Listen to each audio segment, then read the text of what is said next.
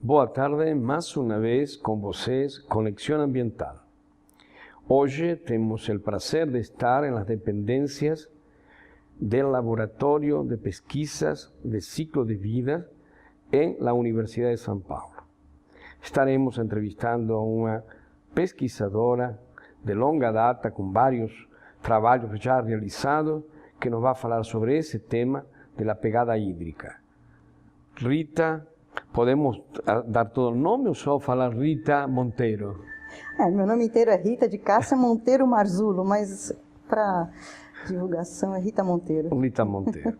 Então é um prazer grande estar com você.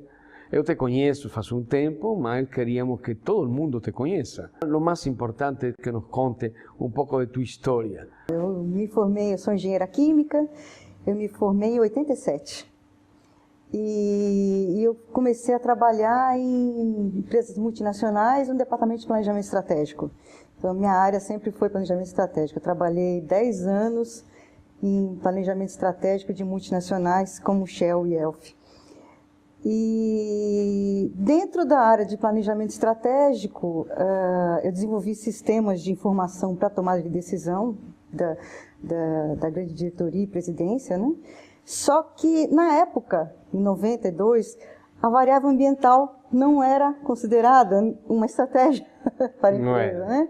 Não era. Exatamente. Na época, não era considerada. Então, a minha dedicação à pesquisa veio a partir de 2004, quando eu ingressei nessa área para poder saber como inserir a variável ambiental dentro de um planejamento estratégico de uma empresa. Porque eu trabalhei sempre com planejamento estratégico, só que com variáveis mercadológicas. Então, eu tinha interesse em saber como inserir a variável ambiental.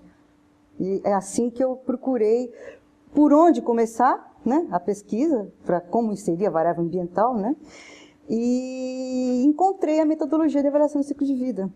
E achei que era uma metodologia que se adequava muito bem para você avaliar o desempenho ambiental de produtos, que é o que toda empresa faz, né? Produção de algum produto, né? O mesmo serviço tendo como produto, né? Então, essa foi a minha grande entrada para a pesquisa e estou desde 2004. Uma entrada triunfal, já quase 10 anos. E nos conta, o Instituto em si, e dentro deste Instituto, como funciona esse Instituto? Este Instituto que tem na USP, que está encarregado de uma série de laboratórios e de pesquisas, qual é o caminho que ele vai seguir? Bom, o Instituto ele teve o nome alterado recentemente. Antigamente ele chamava Instituto de Eletrotécnica e Energia. Quer dizer, então a história do Instituto remonta desde 1902. Então vem uma série histórica desde calibração de equipamentos para padronização. E hoje, com a alteração do nome para Instituto de Energia e Ambiente, né, está afirmando mais a visão sistêmica que se tem da interdisciplinaridade dos assuntos, né? Então, são temas, a energia em si é um tema transversal. Então, como lidar com esse tema transversal através da interligação com outras unidades da USP? Então, aqui o Instituto de Energia e Ambiente, hoje, eu acho que ele está tomando um rumo de ser como fosse o link dessa interdisciplinaridade, né, entre as várias áreas de atuação das pesquisas que você tem dentro de uma universidade como a USP, né, você tem várias linhas de atuação e pela própria natureza transversal da energia é possível fazer essa projeção de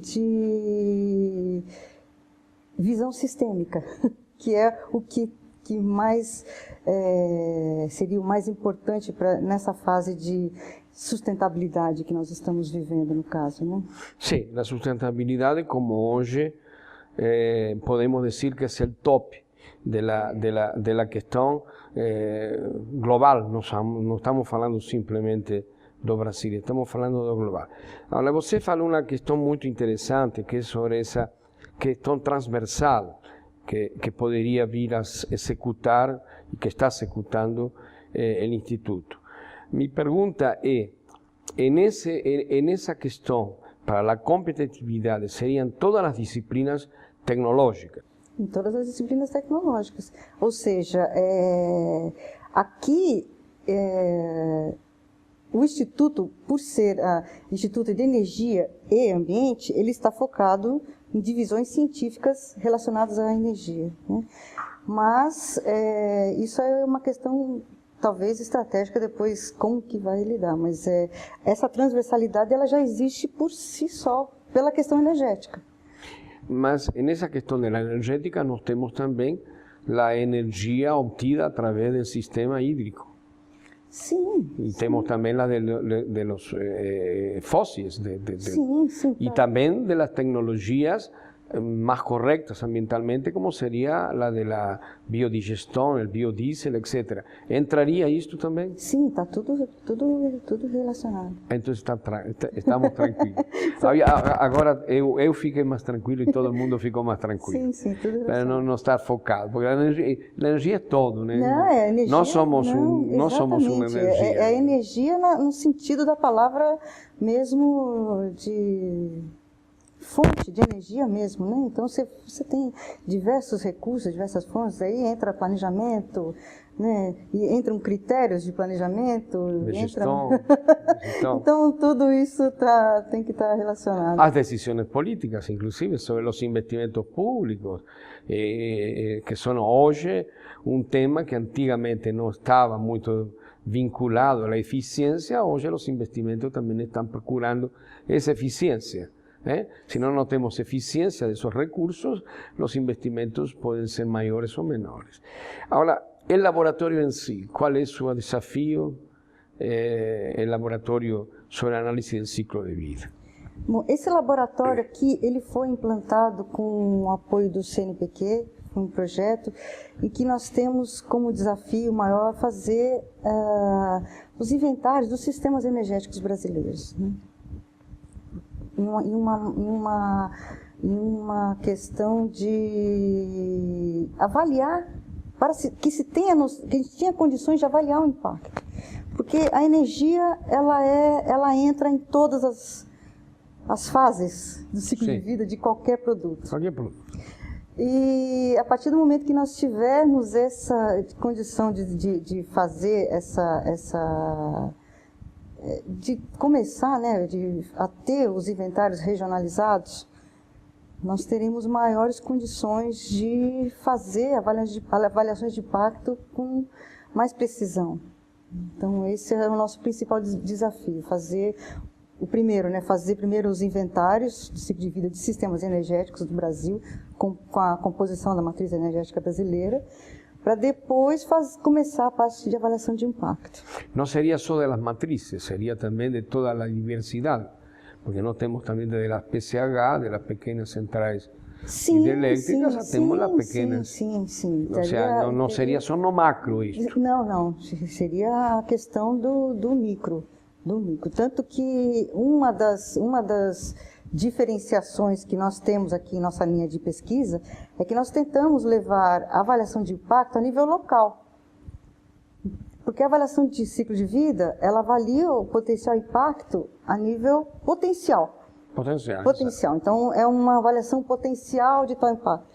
E aqui nós estamos tentando focar a avaliação de impacto a nível local, através de banco de dados relacionais com um sistema de geoprocessamento.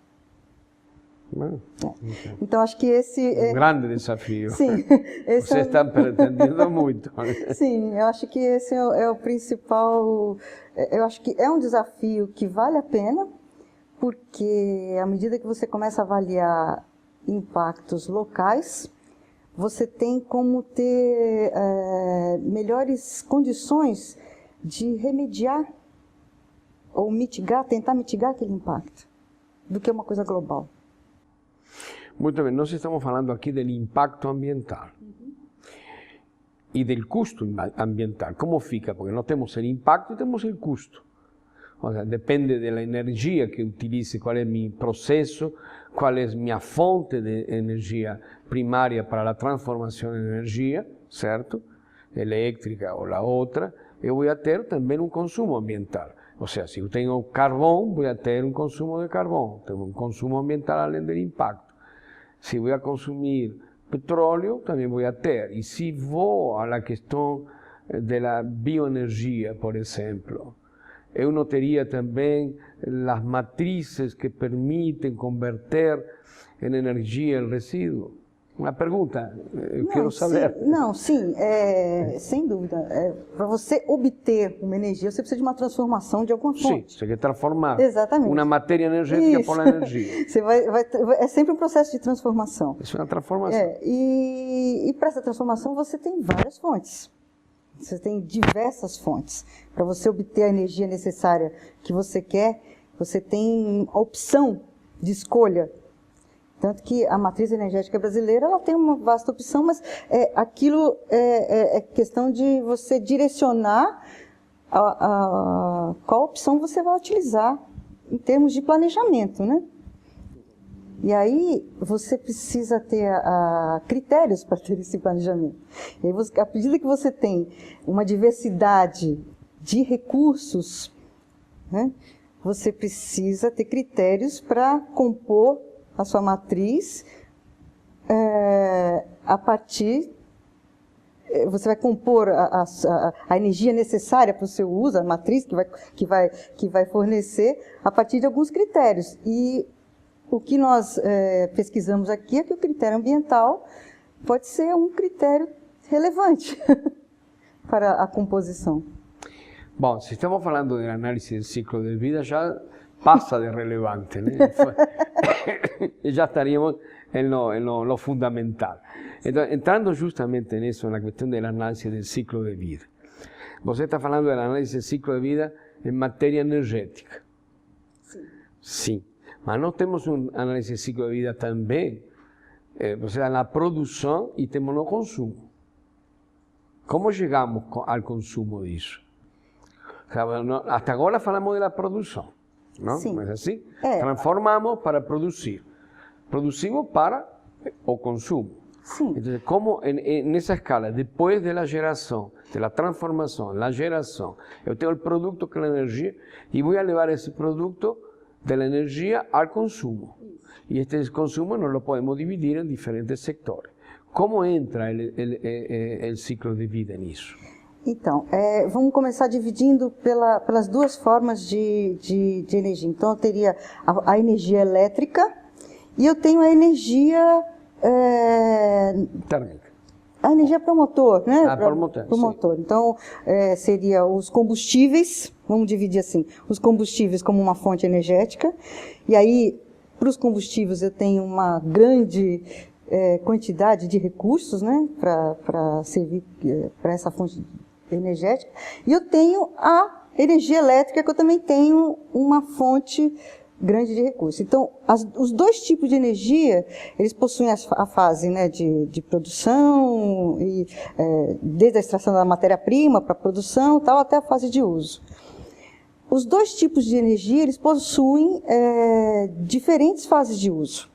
Então, o uso do combustível, a fase final do ciclo de vida do combustível é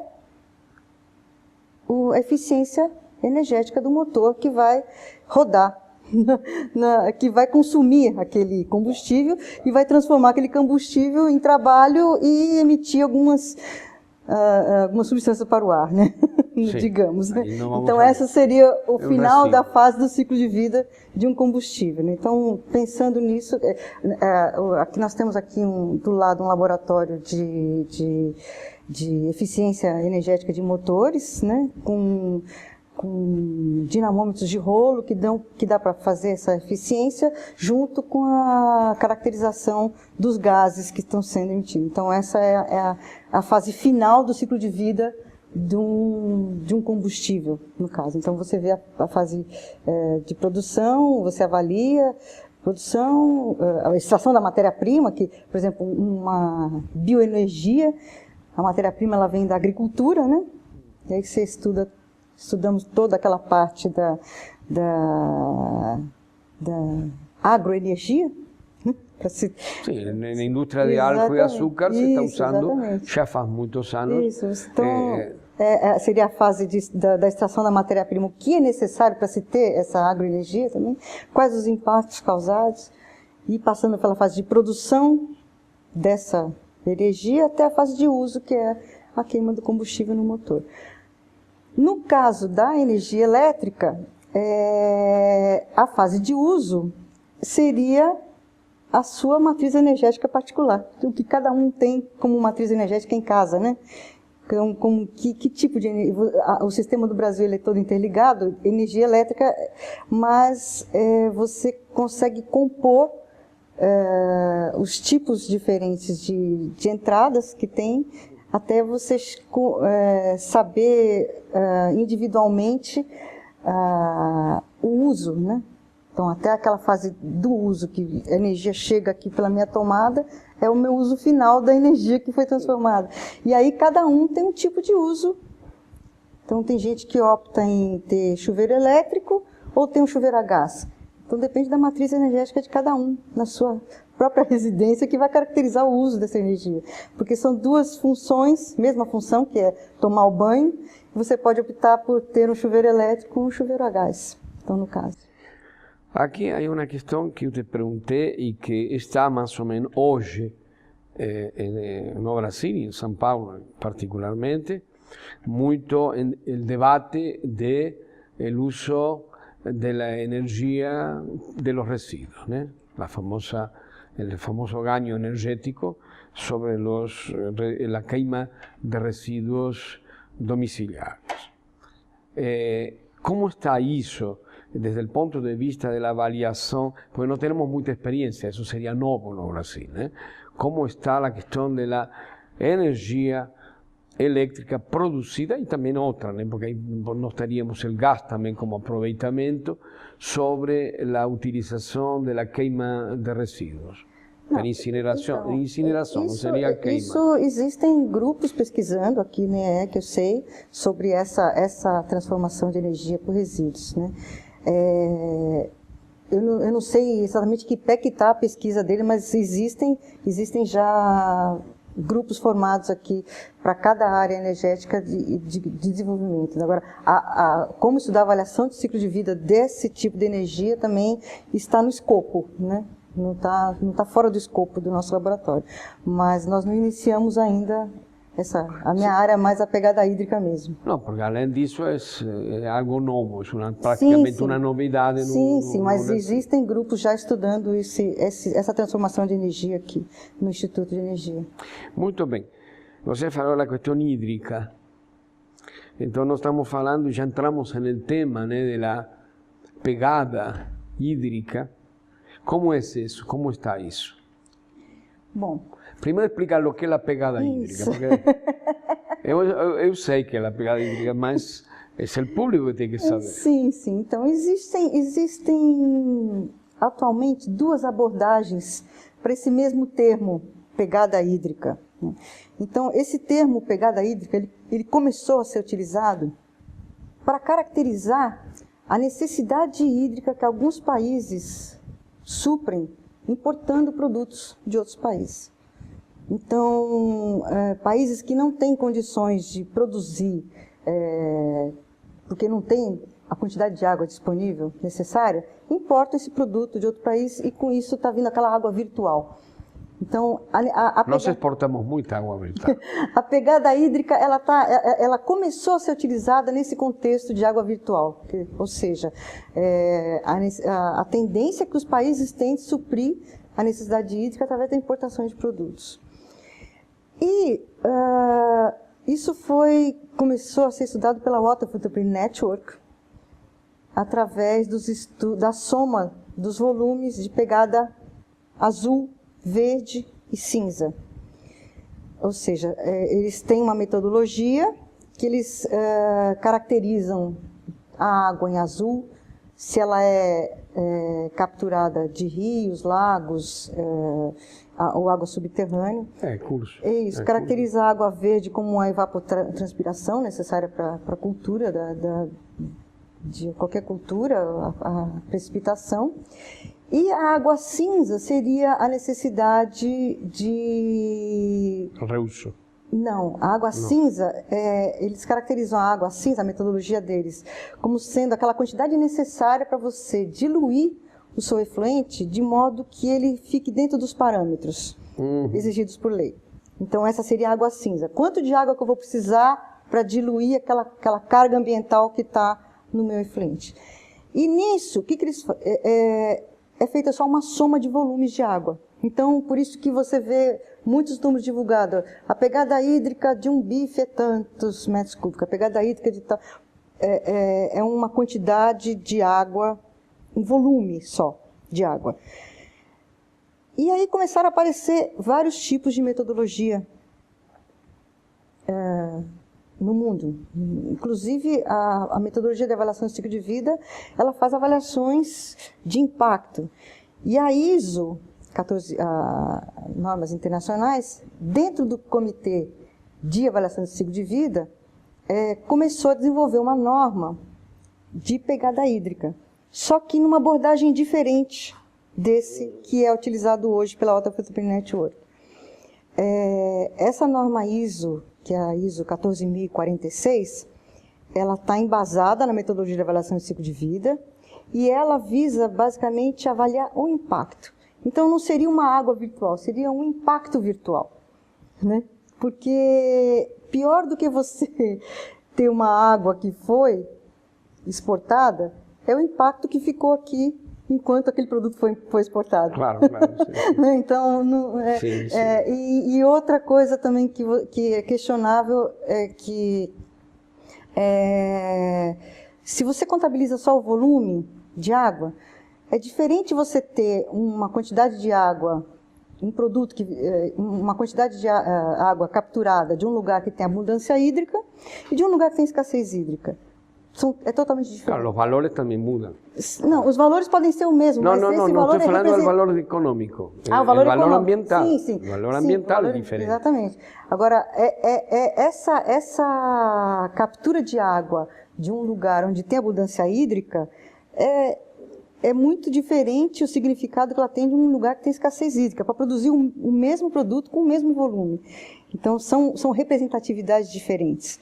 Então, a norma ISO está vindo para colocar que pegada hídrica não pode ser só volume, ela tem que ser um impacto. E dentro dessa questão de impacto, eu tenho vários impactos que podem ser avaliados. Então, existe o impacto da disponibilidade hídrica, que aí a disponibilidade hídrica ela pode estar associada à qualidade da água também, porque não adianta eu ter muita água com pouca qualidade que eu não vou conseguir usar. Claro. Então, temos muita água no Tietê. Sim, exatamente. Né? Então, mas todo mundo questiona, puxa vida, mas o Brasil, né, tem tanta água, por que vocês estão preocupados com a água? Porque tem muita água, mas ela está distribuída de outra maneira. A disponibilidade ela não é uniforme no país. Então, as regiões que têm mais necessidade hídrica tem muita gente. Tem muita gente. e não somente tem muita gente, como tem muita atividade que produz através da água e que necessita essa água para continuar. Nós em São Paulo temos menos, a oferta nossa é inferior à demanda. Vamos pôr o caso do nosso estado. Uhum. Então, dentro dessa questão do impacto, né, nós ainda temos vários tipos de impacto. Então, tem o impacto sobre a disponibilidade, né, que aí você tem qualidade. Eu tenho avaliação de eutrofização, de acidificação, de toxicidade humana, toxicidade aquática. Então, tem uma série de impactos que são muito um desafio muito grande para nós fazermos esse tipo de avaliação. E muito complexo também. Muito complexo. Muito complexo. Muito complexo porque não existe ainda uma metodologia referencial praticamente. Você tem falando das referências, você mesmo fala, você tem que ir, além dessas qualidades de água, até a embalagem vai ter que fazer essa análise, ou não? Sim, então, em uma avaliação de ciclo de vida, você claro. precisa fazer a sua fronteira do que você vai avaliar e a embalagem tá... Não, eu coloquei como exemplo. Sim, sim. Não é simplesmente o produto, até a embalagem do produto. Sim, sim, entra toda a avaliação. Não adianta eu estar produzindo um produto que no meu campo produtivo ele não causa nenhum impacto, mas no ciclo de vida upstream, downstream, e a embalagem necessária para distribuir esse produto causa. Então, essa que é a grande valor da metodologia de avaliação do ciclo de vida, que ela pega toda a cadeia dentro de uma visão sistêmica. Essa que é importante.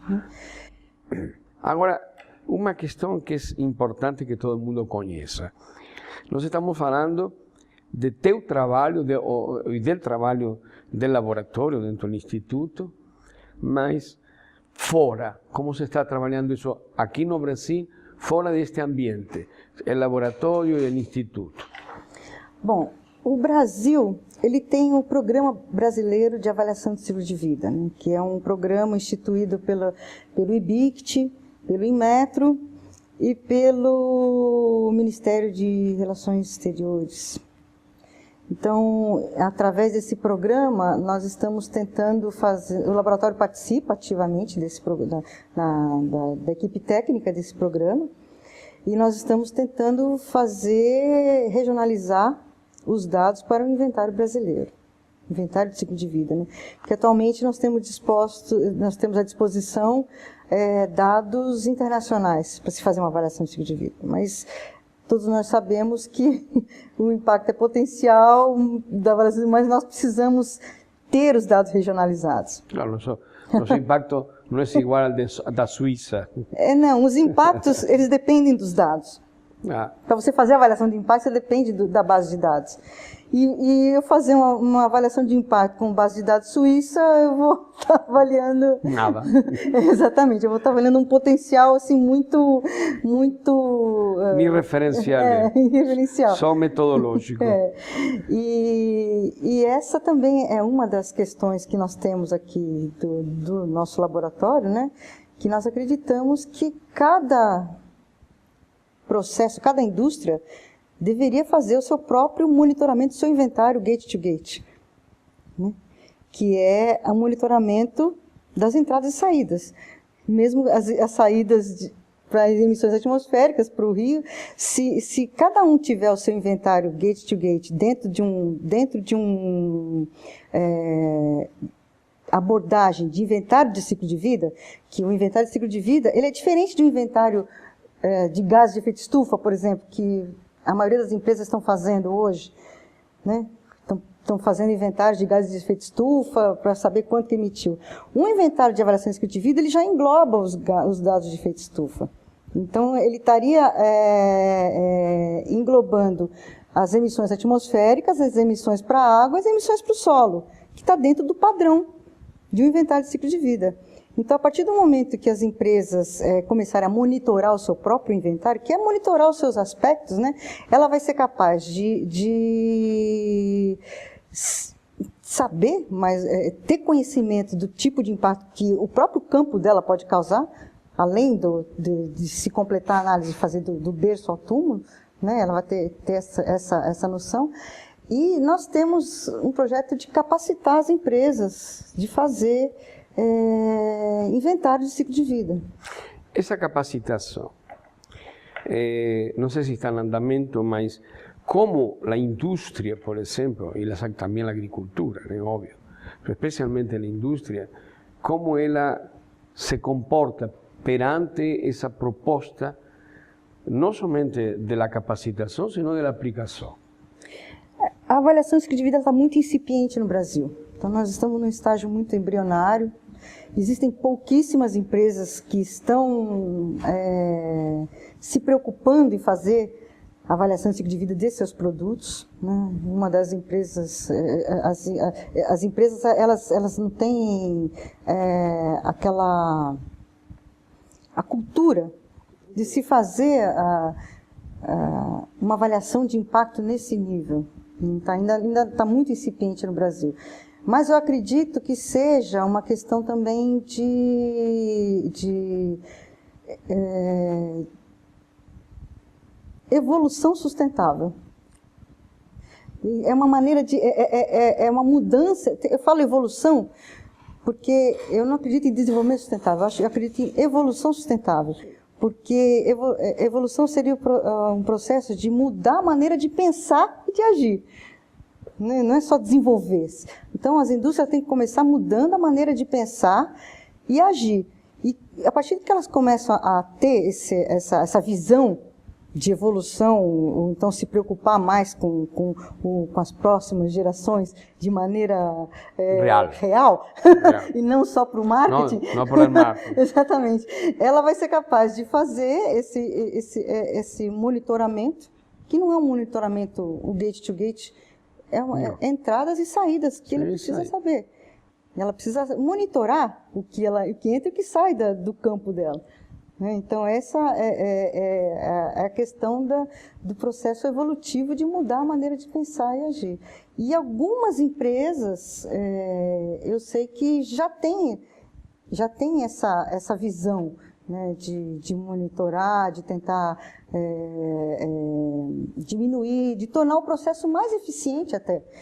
Quando você torna o seu processo mais eficiente, você tem menos entradas de recursos, né? Você tem menos emissões, e aí entra na ecoeficiência. E pode entrar também num custo menor. Sim, é a ecoeficiência, né? É a ecoeficiência, ou seja, vai ter um custo menor. Não, eu falei a palavra exata, porque isso é o que mais deve interessar ao empresário, ou seja, óbvio, eu serei mais competitivo, eu terei melhores condições, eu tenho um custo menor, o custo ambiental é um custo econômico. Sim. Então, aí está. Falamos da ecoeficiência, é uma palavra, quando você fala de que são valores de economia material, financeira, já as coisas mudam um pouco e podem empolgar um pouco mais a empresa. Agora, a questão é esta, está incipiente, tudo está começando, mas todo o que está incipiente e começando tem mais ou menos adesão.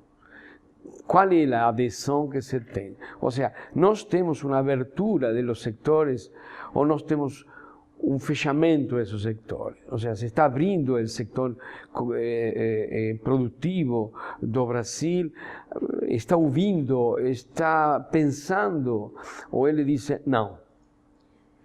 Eu acho que eles precisam começar a pensar. Ainda não começaram. Não, eles começaram. Eu acho que eles precisam começar a pensar com mais objetividade, né, e com menos receio, porque atualmente o receio é virar uma barreira técnica, porque isso naturalmente vai acontecer. Mas já é uma barreira técnica. Então, naturalmente vai acontecer. Ao contrário, ele tem que superar a barreira, é o contrário. Então, naturalmente esse processo vai acontecer. Então, empresas que já têm essa visão de sustentabilidade no sentido real, já começam a escolher os seus fornecedores pela atitude que eles têm. Por isso, então aí está o que digo, a barreira já está. Ou seja, ele tem que transpor essa barreira. É o contrário. Não é que a norma, não é que nesse ciclo de vida vai impedir-lo, ao contrário, vai acelerá-lo. Vai ajudar, porque a ISO ela vai fornecer diretrizes de como fazer. Porque não adianta todo mundo chegar a uma certa hora, não, temos que proteger o ambiente, mas como vamos fazer? Pelo menos a ISO já tem padronizado internacionalmente como você vai seguir as diretrizes de se fazer uma avaliação desse tipo. E que é uma avaliação, a pegada hídrica é uma avaliação muito complexa. Você precisa primeiro saber que tipo de impacto você vai avaliar. Você vai avaliar a ecotoxicidade, a toxicidade humana, vai avaliar o impacto da eutrofização. Tanto que na norma ISO está sendo determinado que o nome pegada hídrica, ele não pode ser utilizado sozinho, por exemplo, a pegada hídrica de tal produto é tal, alguma coisa assim, se não for feita uma avaliação de ciclo de vida completa. Se for utilizado o nome pegada hídrica sozinho, ele tem que estar com um qualificador. O que seria esse qualificador? Seria, por exemplo, pegada hídrica ecotoxicológica, é um qualificador. Eu estou avaliando a pegada hídrica em relação à ecotoxicidade do sistema, do ecossistema, né? Toxicidade. Sim, sim. Pegada hídrica de eutrofização. Eu estou avaliando a pegada hídrica em relação ao potencial de eutrofização daquele produto. Aquele produto. Pegada hídrica, acidificação. Pegada hídrica, então, um qualificador. Então, assim fica muito... Por isto se vai dividir. Isso, você... Agora, quando chegarmos a um estágio em que será possível ter toda a visão sistêmica, em que eu vou saber, em que você vai conseguir fazer uma avaliação, quais os impactos que as emissões atmosféricas vão causar nos corpos hídricos através da acidificação, alguma coisa assim. Quando eu pego essa visão toda sistêmica do ciclo de vida, né, da avaliação de impacto, em que eu considero a maioria das categorias de impacto possíveis, aí eu posso chamar pegada hídrica. É isso que a Isa está falando. Então, por enquanto, para quem não utilizar, só utilizar o termo pegada hídrica se for uma avaliação completa, compreensiva de todo o ciclo de vida dentro de uma visão sistêmica. Enquanto isso, você faz a pegada hídrica com um qualificador para você saber exatamente o potencial de cada área. Agora, nós estivemos falando até agora del beneficio de la empresa con una visión, una cultura que más importante de la visión estaría la cultura de aceitar y de ver esa evolución, que es una evolución. El consumidor, que es aquella persona común, aquela pessoa que compra o produto, aquela pessoa que vai consumir esse produto. Ele não vai ir à norma, não vai conhecer a norma, ele não conhece, são poucos os que conhecem, inclusive os consumidores, a norma, até a ISO 14001, até a ISO 9000 da série de qualidade, eles lê aí qualidade ou meio ambiente. Mas, sem que conheça a norma, qual é o benefício que ele vai ter? Ele tem um benefício direto e indireto. Qual é o benefício que ele tem? O direto é no produto e o indireto na questão ambiental, no ecossistema, etc. O benefício... Então, primeiro o consumidor ele precisa estar informado, né? Esse é o outro grande desafio, é como informar o consumidor se aquele produto, na cadeia produtiva dele, foi produzido com um alto grau de impacto no meio ambiente, ainda um baixo grau de impacto no meio ambiente, e ainda em qual categoria de impacto? Porque hoje nós temos... Desculpa, eu queria chegar a isso. Nós compramos uma geladeira, compramos um televisor, compramos um artefacto elétrico ou eletrônico, e ele nos dá uma classificação de qual é a eficiência energética. Dá a classificação. Agora, é possível fazer uma qualificação de eficiência ambiental? Eficiência ambiental, nós estamos trabalhando para isso. É isso, queria chegar a isso. Nós estamos trabalhando para isso, exatamente, porque... Ou seja, vai ter um indicador de eficiência. Ele vai saber, o consumidor, quando vai comprar tal produto, ele vai ter a possibilidade de saber. Porque hoje em dia existe essa lacuna mesmo. Às vezes o consumidor até quer comprar produtos mais amigáveis para o meio ambiente, mas ele não tem informação, ele não tem como Ou ele escolher. tem informação do marketing, que isso não certifica nada. Informação de não marketing, certifica nada. Não. Informação de marketing. Não, já sei, não certifica nada. É marketing. É marketing. Então, às vezes até mais duvidoso do que... Dice que os produtos mais suspeitos são as verduras e as hortaliças orgânicas. Então, precisaria ter alguma maneira de informar o consumidor. Agora, nós estamos trabalhando, estudando, né? Nós temos que estudar como fazer isso, qual seria a melhor maneira de se atingir esse indicador, né? Se existe uma maneira, né? Nós não sabemos se existe um indicador que dê para compor todos esses índices. Não, é muito difícil, porque são impactos globais, né? São impactos regionais, são emissões atmosféricas. E um impacto difícil de mensurar, que é a logística. Mais ainda. A logística é a questão... Porque o análise de ciclo de vida entra na logística. Sim, entra toda a logística. Entonces, nós temos aí o impacto da pegada, temos o impacto da logística. Como avaliar o produto, tudo bem. Ele vende uma matéria-prima, se transforma dentro de uma unidade que pode ser controlada, mas ele vai ir até o consumidor a través de uma logística. Sim. E então, como avaliar essa que muitas vezes não é muito racional, né? Não é muito racional. Essa logística, a maioria das vezes, não é muito racional. Então, existe uma ineficiência, né, nesse processo também de logística em termos de... Tanto em termos de consumo de energia, né? Claro. Quanto em termos de emissão. De emissões, né? Emissões.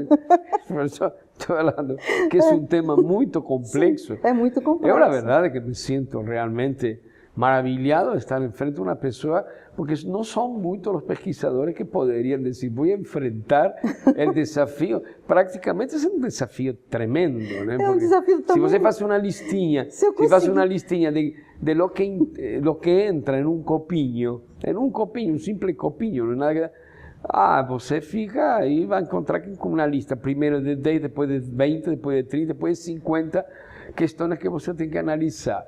Quando chegou a logística, aí a coisa é muito mais difícil. Não, é verdade. Mas no caso da pegada hídrica, a logística ela não está contabilizando as emissões atmosféricas, né? A pegada hídrica está contabilizando as emissões regionais para os corpos hídricos. E nesse caso a logística ela entra mais no aquecimento global, no impacto de aquecimento global, no impacto de acidificação, né, que tem as emissões atmosféricas. É mais difusa. Mais difícil. Não. A pegada hídrica é muito mais difícil porque ela é local. Não, digo difusa. Difusa. Sim, mais difusa. É mais difusa. Mais difusa. Que ela vai usar os indicadores localizados. Sim. Não podem ser particulares. Esse é eu acho que da pegada hídrica é o principal desafio. Você fazer essa avaliação local. Porque um produto, dependendo da bacia hidrográfica em que ele será produzido, ele vai causar um impacto totalmente diferente. Agora entramos na bacia hidrográfica, já que temos pouco tempo para terminar esta entrevista. Sobre esta questão da bacia hidrográfica, nós teríamos, talvez, que ter uma noção de quais são as bacias hidrográficas quanto ao seu aspecto crítico, que não estaríamos falando só de quantidade, sino também de qualidade. Eu tenho um custo diferenciado para o tratamento da água, dependendo da classificação que tenha a categoria da água. Mas uma questão que a mim me preocupa, porque conheço o tema dos recursos hídricos, da bacia do Alto Tietê, especialmente, de que não existe uma comunicação entre os atores que trabalham sobre a questão das bacias hidrográficas. É minha percepção e minha experiência de já quase 20 anos na área de recursos hídricos. Eu queria saber se você sente essa mesma percepção. Sim, os comitês, eles estão aí para tentar suprir essa necessidade, mas os comitês de bacia, eles não conseguem atingir a totalidade dessa falta de comunicação, né, dos diversos atores, né, que existem atores com diferentes interesses, né, e esses diversos atores, eles usam a água de maneira diferente e devolvem a água de maneira diferente. Então, quando você capta o recurso e você devolve esse recurso, dependendo da sua área de atuação, né, dependendo do ator que você é dentro desse contexto da bacia hidrográfica, você tem uma participação totalmente diferente. E essa comunicação, e aí essa água vai ser consumida, né, o usuário final. Sim, mas eu quero ir, a questão mais importante que eu acho está na gestão mesmo. A questão dos comitês que você falou, e da questão do recurso hídrico, que o comitê de alguma maneira é deliberativo e deveria ser a figura mais importante nessa questão, porque a lei lo criou para isso, certo? Lo que eu senti e sinto, ainda sinto, nestes 20 anos de trabalho, de que o que falta é esse diálogo no solamente con el usuario, no solamente, o sea, existe el diálogo de aquellos actores, como el caso de vocês son actores fundamentais nessa questão, como há outros que são actores fundamentais na questão. Estamos falando, no caso de vocês, na pegada hídrica, como pode haver outros centros de pesquisa, como podem haver, o sea, el agua no es simplemente, simplificando, el córrego, la represa, el río, eso no es solo el agua. Del punto de vista de la gestión, no estoy falando da questão do recurso, estou falando da gestão. A gestão, então, a gestão é a governança, né? É a governança.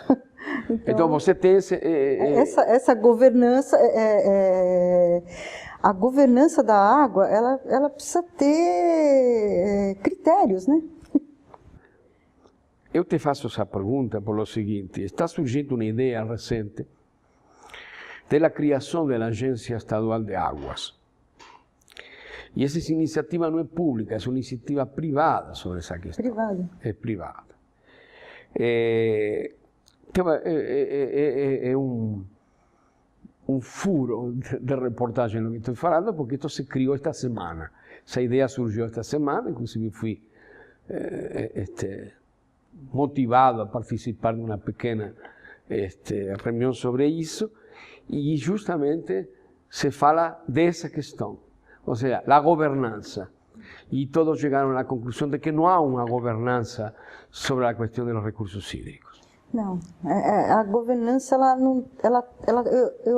eu acredito que a governança da água, ela como se tivesse em várias direções e ainda não chegou a um consenso.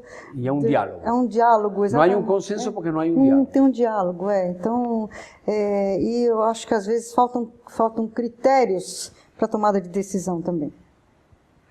Muito bem. Rita Cassia, em algumas coisas necesitamos trabalhar também, não somente o desafio hoje é a pegada hídrica, o desafio é a governança também. Sim, acho que entra nisso.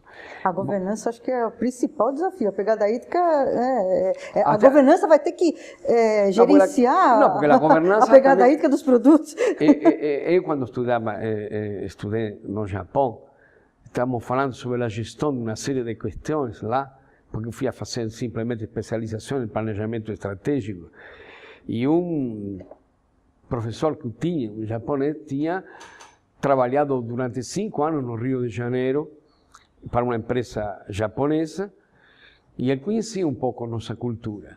E ele disse: a diferença da eficiência e da eficácia nossa é a seguinte: 80% das questões nós las analisamos tecnicamente, cientificamente. 20% politicamente. Falei, e aí? Em Brasil é diferente, é o contrário. Infelizmente. Então, ele me deu a resposta que eu já mais ou menos la tinha, mas não com percentagem. Eles são muito conclusivos, sempre têm os indicadores, sempre têm as percentagens. Bom, o modelo matemático, todo cartesiano, é muito bom, por isso chegaram a certo equilíbrio. Muito bem, Rita de Cassia, acaba nosso programa. E eu gostaria de que você dê uma mensagem, especialmente para aqueles que são os jovens pesquisadores. Porque há pesquisadores jovens que eles, a vezes, falam comigo que não sabem para onde sair, não sabem por onde ir, não sabem que caminho encontrar. E eu quero pesquisar, a mim me interessa a pesquisa, mas não estou sabendo o que precisa o mundo para depois. Isto foi o que me falaram vários jovens para mim. E esses jovens, os conheci aqui no Ponte da Berrini, em junho, naquela movimentação que houve, aquela mobilização. Eu fui para saber o que sentiam, o que pensavam os jovens. E eles falaram isso. Muitos eram estudantes, um inclusive da Politécnica aqui da USP, que dizia isso. Queremos fazer e entrar na área da pesquisa para o futuro. Qual seria esse futuro? Bom, Só para fechar, em primeiro lugar, eu gostaria de agradecer a oportunidade de estar divulgando o nosso trabalho, né? Porque essa área da pesquisa, você precisa também de uma divulgação do que é feito para poder fazer sentido o que você está fazendo. Por isso estamos aqui. Fazer sentido o que você está desenvolvendo, né?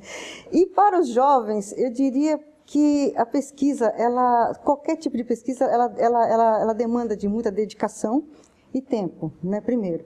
E eles não devem nunca desistir de fazer alguma coisa, porque vai demorar muito tempo. Porque o tempo ele vai passar de qualquer jeito. Então, eles precisam... sem ansiedade. Sem ansiedade, sem ansiedade. Então, existem vários campos a serem pesquisados, né, mas que demandam de dedicação. E às vezes a pessoa fala, puxa, mas isso vai demorar tanto tempo, eu não vou nem começar. Mas o tempo vai passar, e se ninguém começar, ninguém não vai ter a resposta. Perfeito. O tempo vai passar de qualquer jeito. Vai passar de qualquer jeito. Exatamente. Então é essa que seria a mensagem que eu dei. Paciência e dedicação, né?